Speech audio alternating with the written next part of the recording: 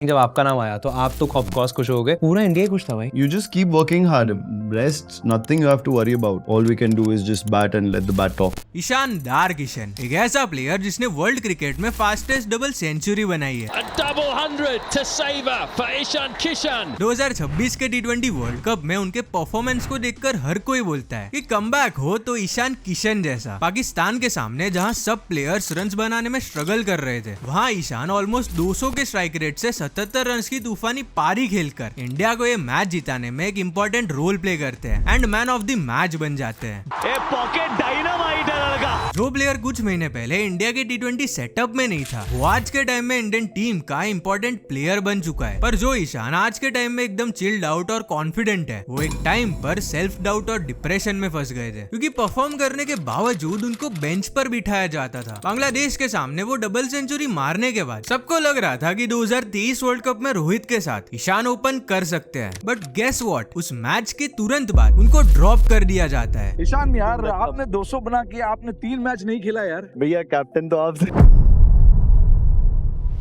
लगातार टीम के साथ ट्रैवल करना और रेयरली कभी मैच खेलना उनको मेंटली अफेक्ट कर रहा था। बिकॉज ऑफ दिस उन्होंने दिसंबर 2023 में बीसीसीआई से एक ब्रेक मांगा, बट उनको कहाँ पता था कि ये ब्रेक उनसे उनका सेंट्रल कॉन्ट्रैक्ट ही छीन लेगा। इस पॉइंट पर सबको लगा कि अब तो ईशान का करियर खत्म हो चुका है। लगातार 2 सालों तक सिलेक्टर्स उनको इग्नोर करते रहे और मुंबई इंडियंस ने उनको 2024 के आईपीएल के बाद ड्रॉप तक कर दिया। बट इसके बाद ईशान ने जो किया उसने सब कुछ बदल दिया। 2 साल तक जिस दरवाजे के खुलने का वो इंतजार कर रहे थे, इस बार उन्होंने उस दरवाजे को लिटरली तोड़ दिया। वो इंडियन टीम में तो कमबैक करते ही है, लेकिन उसके साथ वो 2026 के T20 वर्ल्ड कप की स्क्वाड में भी अपनी जगह पक्की करते हैं। ईशान ने जो मेहनत की उसको भगवान ने सुनी। तो आखिर उन 2 सालों में उन्होंने ऐसा तो क्या कर दिया जिसकी वजह से जो सिलेक्टर्स उनको कुछ टाइम पहले इग्नोर कर रहे थे, वही सिलेक्टर्स उन्हें सीधा 2026 के T20 वर्ल्ड कप की स्क्वाड में शामिल करने पर मजबूर हो गए। सो आज की वीडियो में हम देखेंगे the rise, fall and comeback of Ishan Kishan.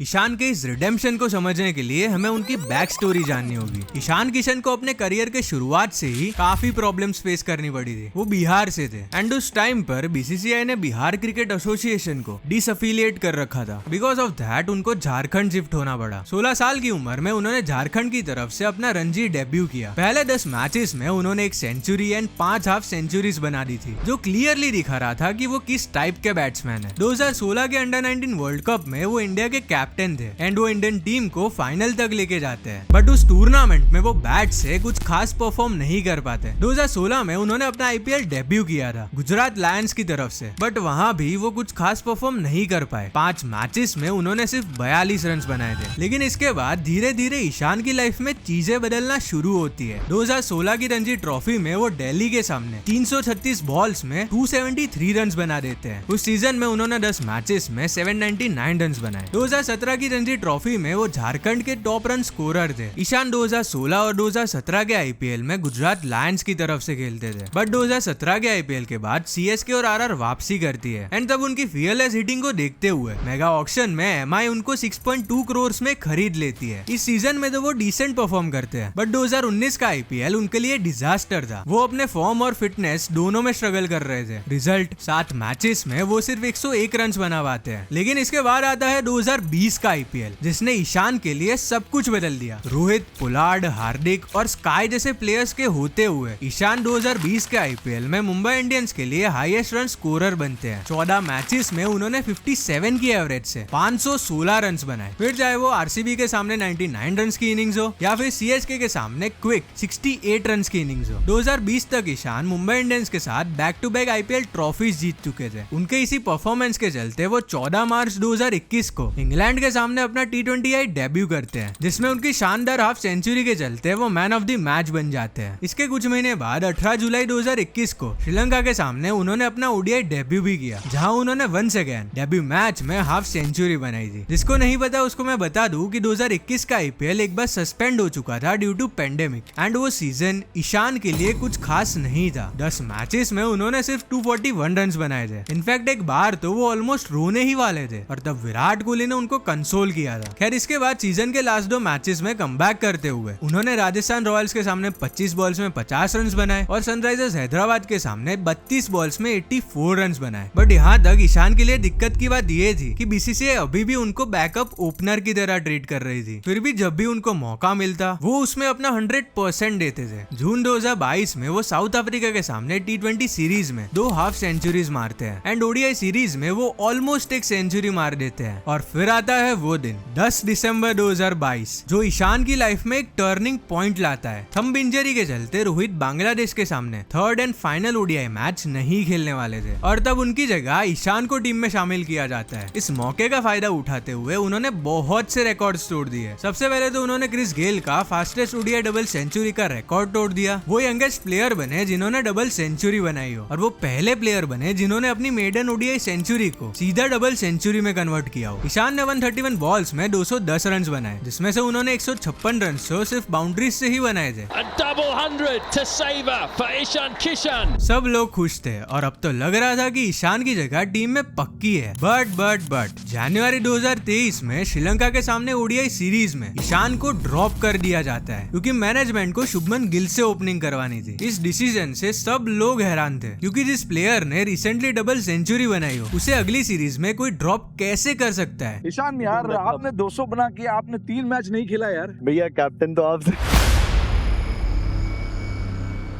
2023 का आईपीएल ईशान के लिए डिसेंट था बट शुभमन गिल का परफॉर्मेंस उस सीजन में इतना अच्छा था कि टीम मैनेजमेंट उनको 2023 वर्ल्ड कप में एज ओपनर प्रीफर कर रही थी। बिकॉज ऑफ दिस ईशान को हर एक सीरीज में अलग अलग पोजीशंस पर खेलना पड़ता था एंड ये चीज उनकी नेचुरल गेम को भी अफेक्ट कर रही थी। 2023 एशिया कप में जब पाकिस्तान के सामने इंडिया 66 फॉर 4 थी तब उन्होंने उस प्रेशर सिचुएशन में 82 रन की ब्रिलियंट इनिंग्स खेली थी बट बारिश की वजह से इस मैच का कोई रिजल्ट नहीं आ पाता। इसके बाद आता है 2023 का वर्ल्ड कप जहां ईशान को पहले 2 मैचेस में खेलने का मौका मिलता है बिकॉज डेंगू की वजह से शुभमन गिल अवेलेबल नहीं थे एंड उन 2 मैचेस के बाद ईशान पूरे वर्ल्ड कप में सिर्फ बेंच पर बैठे हुए थे। एक ऐसा प्लेयर जो कुछ टाइम पहले अपने पीक पर था वो अब या तो बेंच पर बैठा रहता या फिर ड्रिंक्स कैरी करता। ये चीज ईशान को अंदर से खाए जा रही थी बिकॉज परफॉर्म करने के बावजूद उनको टीम में कोई फिक्स्ड पोजीशन नहीं मिल रही थी। वर्ल्ड कप के बाद जब ऑस्ट्रेलिया और इंडिया के बीच 5 T20 मैच की सीरीज होती है तब ईशान पहले 2 मैचेस में back to back half centuries बनाते हैं एंड इसके बाद जब Indian team South Africa tour पर जाती है तब ईशान भी उनके साथ ट्रैवल करते हैं। बट टेस्ट सीरीज शुरू होने के जस्ट पहले वो बीसीसीआई से एक ब्रेक मांगते हैं ड्यू टू मेंटल फटीग और उनको ये ब्रेक मिल तो जाता है लेकिन उन्हें ये नहीं पता था कि ये ब्रेक कितना लंबा होने वाला है बिकॉज जब उनको अफगानिस्तान के खिलाफ T20 सीरीज में सिलेक्ट नहीं किया गया तब राहुल द्रविड़ ने इनडायरेक्टली ये कहा कि हमने ईशान के कहने पर ब्रेक तो दे दिया था बट अब अगर उनको वापस आना है तो ही should play domestic cricket. According to some reports वो डोमेस्टिक क्रिकेट खेलने की जगह हार्दिक पांड्या के साथ आईपीएल 2024 की प्रिपरेशंस कर रहे थे एंड जब इसके बारे में बीसीसीआई को पता चला तो उनको लगा कि ईशान डोमेस्टिक क्रिकेट की रिस्पेक्ट नहीं कर रहे एंड बिकॉज ऑफ दिस उन्हें 2024 के सेंट्रल कॉन्ट्रैक्ट में इंक्लूड नहीं किया जाता और इसका असर उनके 2024 के आईपीएल के परफॉर्मेंस में दिख रहा था। इस पॉइंट पर ईशान के पास 2 ऑप्शंस थे, या तो वो अपनी किस्मत को कोसते रहे या फिर हर जगह रनों का इतना अंबार लगा दे कि कोई भी उनको इग्नोर ना कर सके और उन्होंने सेकंड ऑप्शन चुना जिस चीज की वजह से उनको इंडियन टीम से निकाला गया था। उन्होंने सबसे पहले वो चीज करी, डोमेस्टिक क्रिकेट खेलना। बूची बाबू ट्रॉफी में 1 सेंचुरी, रणजी ट्रॉफी में 1 सेंचुरी, दुलीप ट्रॉफी में भी 1 सेंचुरी, विजय हजारे ट्रॉफी में भी 1 सेंचुरी एंड सबसे इंपॉर्टेंट एज कैप्टन उन्होंने झारखंड को सैयद मुश्ताक अली ट्रॉफी में अपना मेडन टाइटल जितवाया जिसके फाइनल में उन्होंने 206 के स्ट्राइक रेट से 45 बॉल्स में 101 रन बनाए। ये अब वो पहले वाला ईशान नहीं रहा था, ये था ईशान 2.0। उनके ऐसे परफॉर्मेंसेस देखने के बाद सिलेक्टर्स के पास कोई रीजन नहीं बचा था उनको इग्नोर करने के लिए। फाइनली ऑलमोस्ट 785 डेज के बाद ईशान इंडियन टीम में वापसी करते हैं एंड डोमेस्टिक क्रिकेट में अच्छे परफॉर्मेंस के चलते उनको 2026 के T20 वर्ल्ड कप की स्क्वाड में भी इंक्लूड किया जाता है। वो न्यूजीलैंड के खिलाफ अपने कमबैक मैच में सिर्फ 8 रन बना पाते हैं बट फिर दूसरे मैच में वो 237 के स्ट्राइक रेट से 32 बॉल्स में 76 रन बना देते हैं एंड फिफ्थ मैच में तो वो अपनी मेडन T20 सेंचुरी बना देते हैं। सिर्फ सिर्फ 43 बॉल्स में वो 103 रन बनाते हैं। एंड सेंचुरी के बाद हार्दिक का वो रिएक्शन क्लियरली दिखा रहा था कि ईशान के लिए नॉक कितना स्पेशल था। इसके बाद आता है 2026 का T20 वर्ल्ड कप, जिसमें ईशान अभिषेक शर्मा के साथ ओपनिंग करते हैं। पहले मैच में तो वो कुछ खास परफॉर्म नहीं कर पाते, बट फिर नमीबिया के सामने वो 250 से भी ज्यादा के स्ट्राइक रेट से 61 रन बनाते हैं। एंड उसके साथ ईशान पहले इंडियन विकेट कीपर बने जिन्होंने T20 वर्ल्ड कप में हाफ सेंचुरी बनाई हो। 15 फरवरी 2026 को पाकिस्तान के सामने जहां ऑलमोस्ट हर बैट्समैन रन्स बनाने में स्ट्रगल कर रहा था, वहां वो 40 बॉल्स में 77 रन्स बना देते हैं। भाई 15 दिसंबर तक किसी ने सोचा भी नहीं था कि ये बंदा 2026 का T20 वर्ल्ड कप खेलेगा। पाकिस्तान भी अभिषेक शर्मा के लिए रेडी थी, बट ईशान उनके लिए आउट ऑफ सिलेबस था। ईशान की जर्नी हमें ये सिखाती है कि फोकस ऑन कंट्रोलेबल्स। उनका सिलेक्शन होगा या नहीं वो उनके हाथ में नहीं था। इन 2 सालों में उनके हाथ में बस ये था कि वो हर एक मैच में अपना 110% देके परफॉर्म करे। उसके अलावा उन्होंने और कुछ नहीं किया। उन्होंने बस सर नीचे रखा